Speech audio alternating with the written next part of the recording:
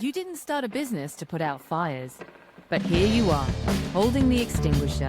Business isn't theory, it's pressure, late nights, tight margins, the thing that keeps breaking no matter how many times you fix it. When the room's on fire, the amateurs shout, the pros stay calm. That's the Fixers and Founders way. Part discipline, part rebellion. We walk into broken systems, find the pulse, and make it run clean. Because calm isn't weakness.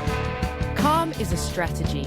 We're operators, builders, problem solvers, born from the grind, built for the builders. Join us now as we chat with fixers and founders just like you.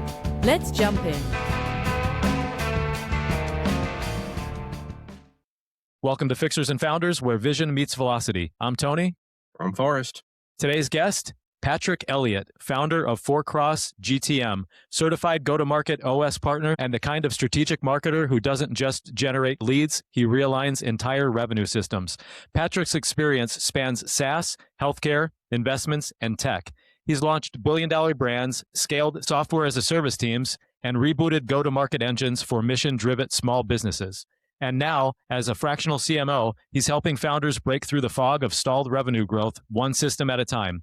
If your marketing feels stuck, scattered, or strangely silent, this one's for you. I'm Tony.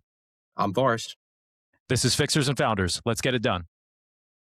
Great intro, Tony. Appreciate you. Patrick, you've worked across pharma, SaaS, healthcare, even institutional investing. What pulled you towards small business growth and fractional leadership, besides me pulling you toward it?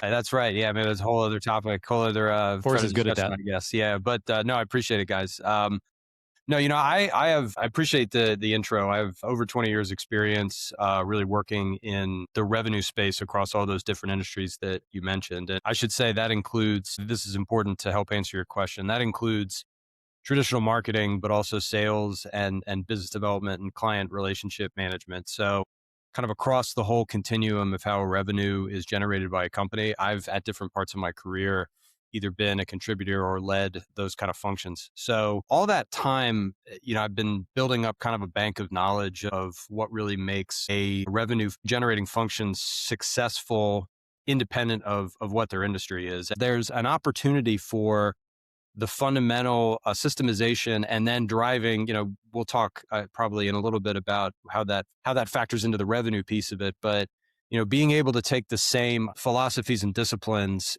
to be successful from an overall revenue system standpoint, that light bulb hit me through all these conversations that I have. And I said, there's an opportunity out there for people like me who have this kind of skills and experience to go help these businesses. I'll also say too, from a small and medium-sized business standpoint, good economies and bad, the hiring and job market growth within economic history of the United States is within the small and medium-sized business categories.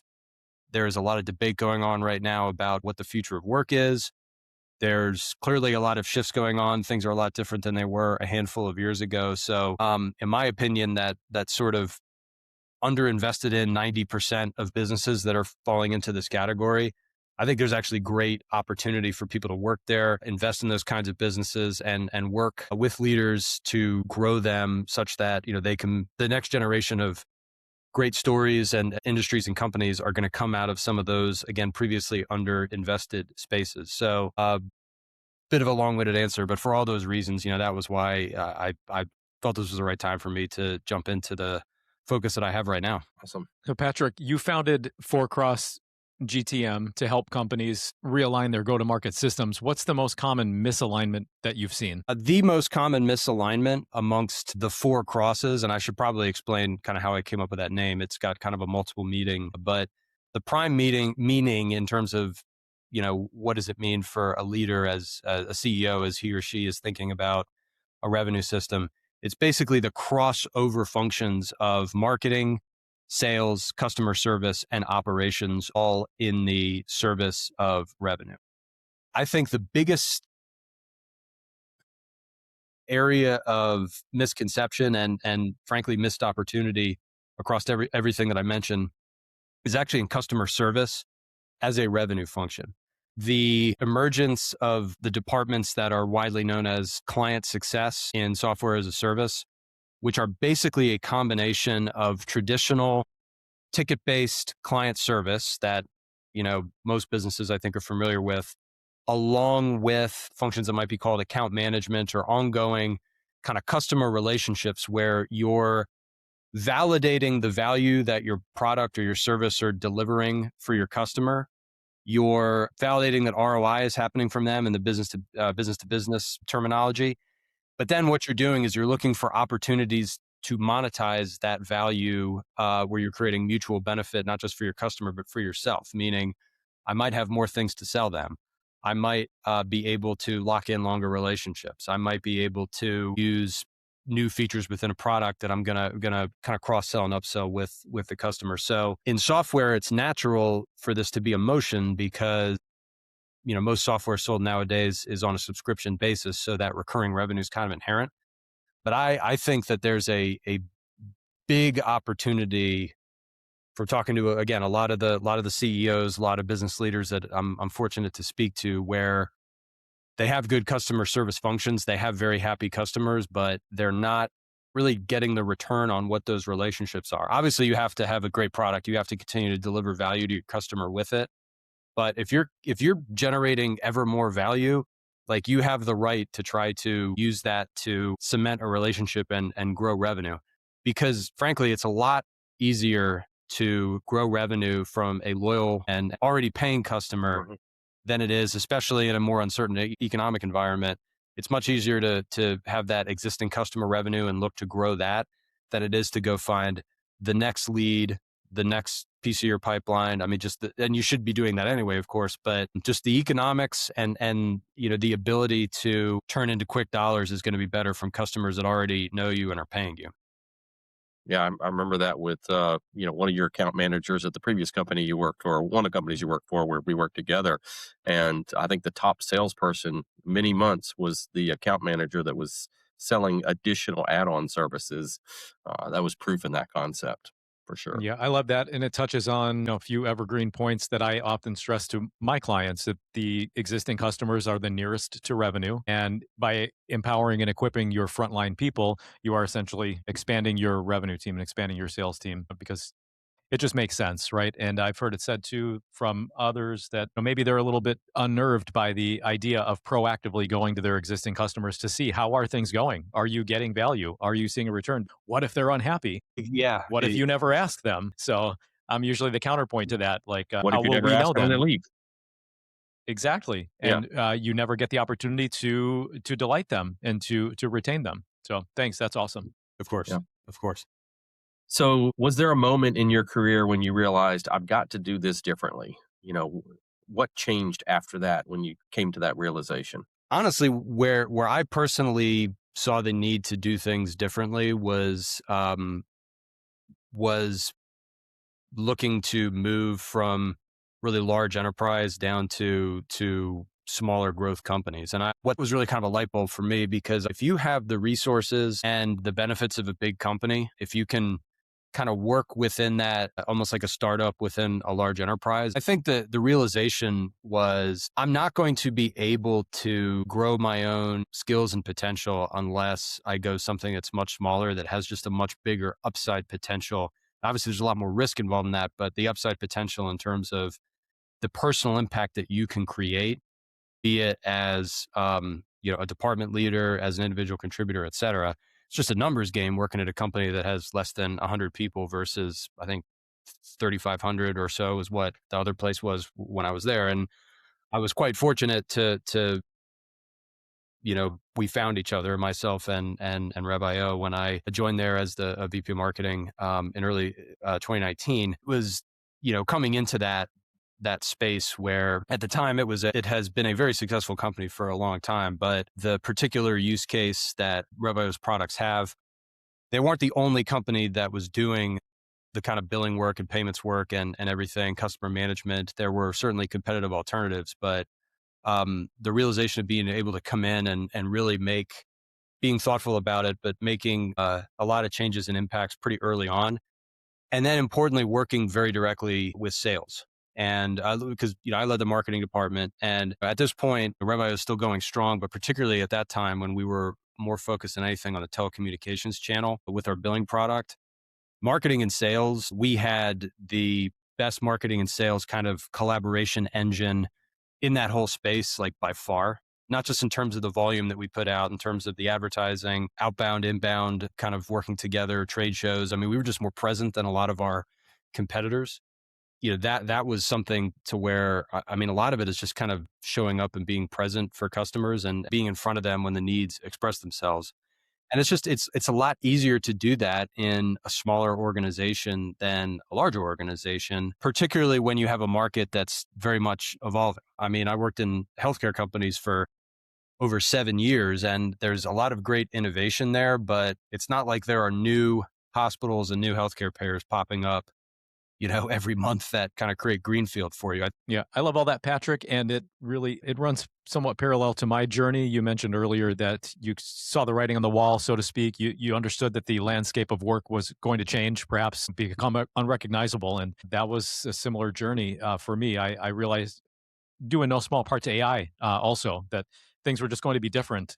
And I think it takes a lot of courage, a lot of faith to step out on your own and be autonomous. So I applaud you for that. I'll just say that, yeah, there's something to be said for not keeping all of your eggs in one basket. Yeah, well said, Tony. Thank you. You always want to be working on yourself. You always want to be keeping an eye on what's out there from a technical standpoint, a tools standpoint. Yeah, evolving yourself as a professional and as a person so that you're best well-versed to be able to take advantage of different opportunities that are going to come at you from different directions, for sure. Yeah. And also in my journey, I found that to be true. My ability to up level, my skill set has just been exponential. Obviously, working in different organizations across industries, it's been wonderful. And then thereby, you mentioned, of course, there are fundamentals. So I'm able to essentially copy paste solutions.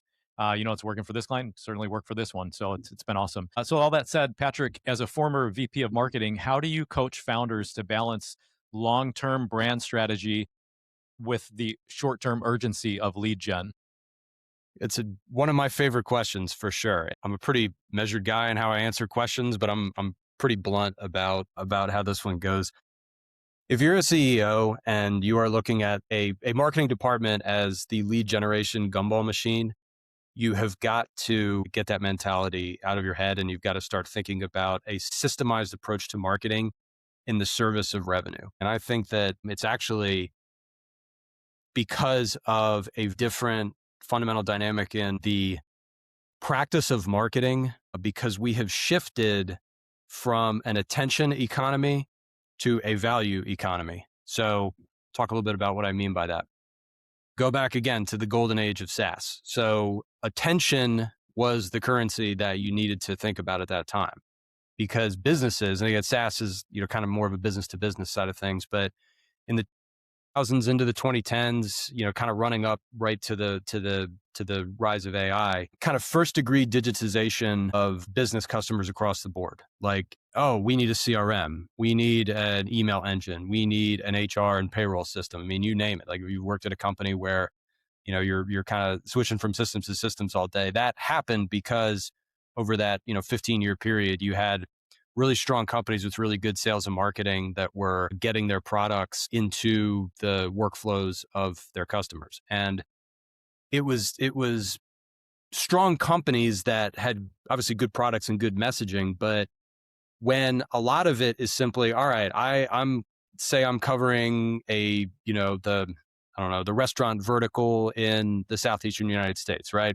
And you've got maybe like a point of sale system that you're gonna put in. Everybody's gonna get a point of sale system in a restaurant, right? So I've got 20,000 restaurants that are in this cohort that are going to be buying a point of sale, and I'm going to make sure that every single one, or as many of them as possible, are going to get mine, right? That's kind of over at this point. The digitization trend is now normal. I mean, there's very few businesses that are not working off of systems like this. Back then, it was like, all right, I, the buyer, need to go find something. So let me do my research. Let me use Google. Let me spend half of my day figuring out what it is that I'm going to go buy. And then I'm going to put my demo requests in and, go through the process with them and ultimately pick who I'm going to pick.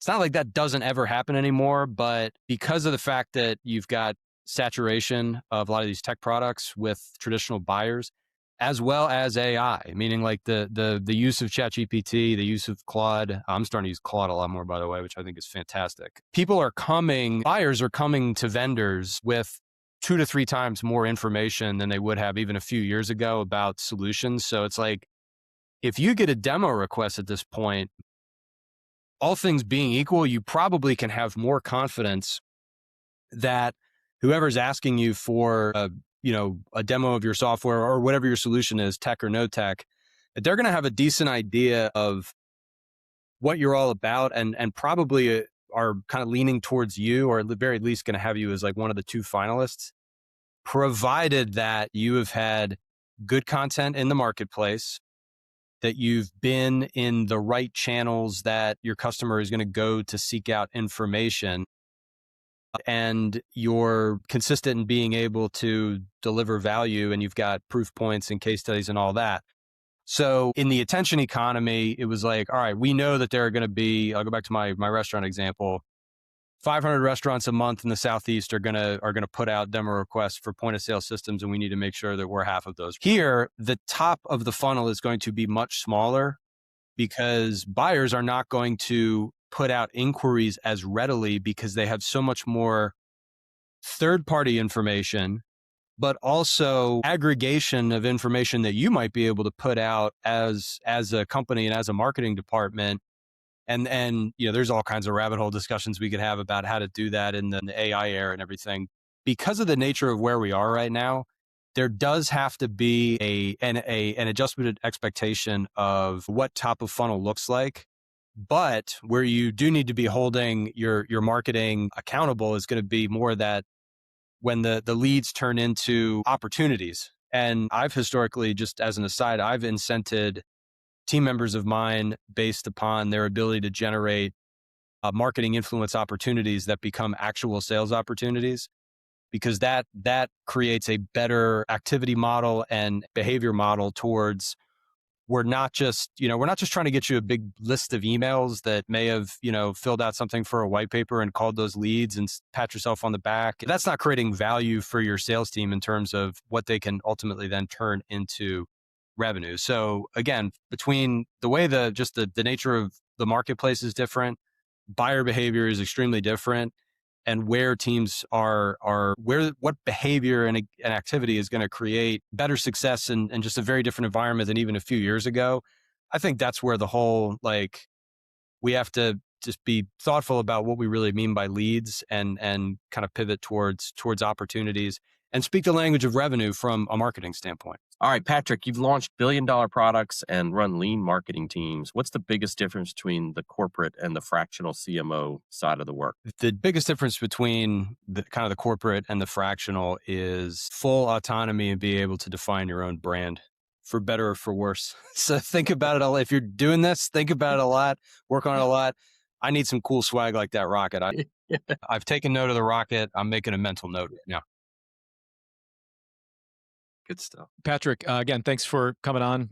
Been very insightful. What's one mindset, method, or even metric that you swear by when it comes to driving revenue growth for the small businesses that you serve? It's both a mindset and a strategic pillar. One of the things that I build my practice on, which is the idea of a differentiated point of view for your business. Entrepreneurs get into any business they're in, because they believe that they can do something differently and better than alternatives for their customers. But you need to constantly be thinking about, how do I explain that in such a way that I can have a goal of, in some ways, becoming synonymous with the problem that I'm solving and the solution that I'm giving. Because that ultimately, obviously, you got to do all the operational stuff. You got to have a great product. You got to deliver for your customers, but be confident and begin to think about, don't be afraid to beat your chest a little bit if you've earned it. Like, this is why I'm here. This is why we're here. This is why we do things differently. This is why I think that it would benefit you, prospect, customer, if you have a conversation with me or with us. I love that you said that. It's so timely. I mentioned earlier that I've spent the last few days in a workshop and was with one of my clients. In fact, they are a manufacturer, and they recently had the mindset shift of like, hey, you know what? People are fortunate to work with us. Mm-hmm. I thought that was telling. So real quick, we'll get into the couple of wildcard questions. I want to ask you maybe a book or a resource that you might recommend, and also people want to get in touch with you, Patrick, learn more about your services. Where can they best reach out to you? Best way to get in touch with me is either go to my website, www.4crossgtm.com, or find me on LinkedIn. I'm on LinkedIn every day. Send me a message. Would love to connect with you. A couple of books that I'm looking over at my pile of books that are some of which are read, some of which are half read. I mean, even if you're not on EOS, the Traction book is a phenomenal, not just a read, but a resource to go back to, because even if you're not running the exact EOS model, the logic of the six pillars of EOS has helped me just as a solopreneur from a discipline standpoint. The way that I have my own CRM, I have my task list, I have a daily cadence that I go through. I have a scorecard. I'm going to update it right after we sign off here because it's Friday afternoon. Just very, very important, because I mentioned earlier the importance of personal brand and being thinking long term, but even if you're by yourself, don't lose sight of the fact that you've got to hold yourself accountable and stay disciplined to a process so that you can give yourself the chance to be successful. And I think the Traction book is as good as anything that's out there to help set that for you. Sweet. Real quick, I'll just mention I just sent my newest client that book in the mail. Mhm. And I probably speak for Forrest and I confidently when I say you're a man after our own hearts, Patrick. So we got a couple of wildcard questions.